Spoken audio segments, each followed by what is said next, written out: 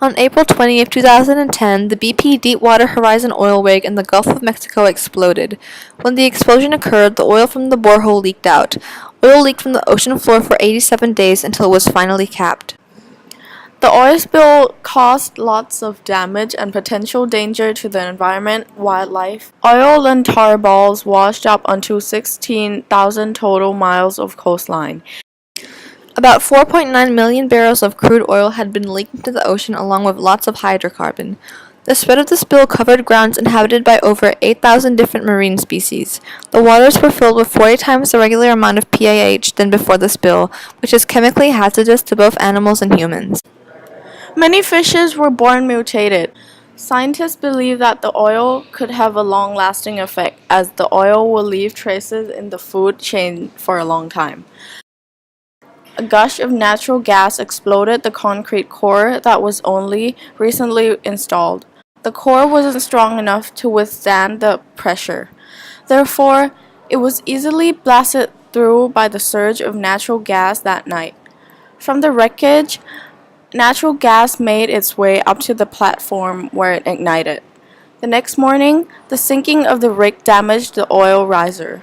According to the U.S. government, the damage of the oil riser led to the release of up to 60,000 barrels of oil per day.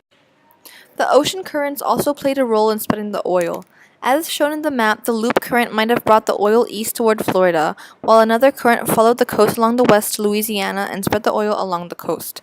The loop current also sweeps past where the oil had already leaked out from the rig and pulled it out even further into the Gulf of Mexico into deeper waters where the oil continued to sink and suspend in the water, affecting deep ocean life. It even caused economic damage, $76 billion in total. Political-wise, America was certainly affected. BP received a lot of disdain and backlash. The currents present in the Gulf of Mexico definitely made it worse as they spread out the oil even more. As the oil was spreading quickly, they wanted to clean up as much oil as soon as possible. One of the ways of cleaning up oil from the surface of the ocean is burning it. They tried to clean it up by burning bit by bit, but the oil was so crude and there was so much of it that it released too much CO2 into the atmosphere. They also used dispersants, which are fairly effective but also have bad side effects, like an increase in chances of cancer and mutation in humans. The BP oil industry worked with the government to clean up the mess. They put up containment booms to restrict oil from reaching ecologically sensitive areas such as mangrove forests and shrimp ranches. They also used dispersants, which can be liquid or gas, and they are used to disperse small particles of a medium, in this case oil. It is known as the most effective method that minimizes the impact on the shorelines and requires the least amount of time to take effect. The three most common ways of oil removal included burning, skimming oil from the surface, and recovering it from the wellhead. Apart from trying to clean up the oil, the BP oil industry and other organizations together help manage the potential health risks exposed to the people, including identifying the toxics, reducing potential risks, etc. The short-term responses were quite effective. Putting up containment barriers stopped a lot of the oil from spreading as quickly, and kept it contained in one area so that it could be skimmed from the surface before it spread to much more sensitive areas.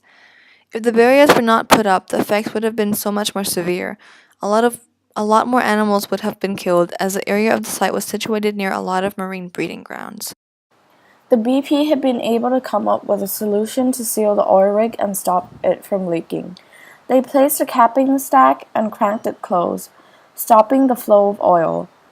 Apart from continuing to clean up the area for the following years, the BP Oil Industry Company has committed to pay a total of $500 to conduct additional research and investigations over the course of the next 10 years to better understand the impacts and how to mitigate the potential threats of the oil spill.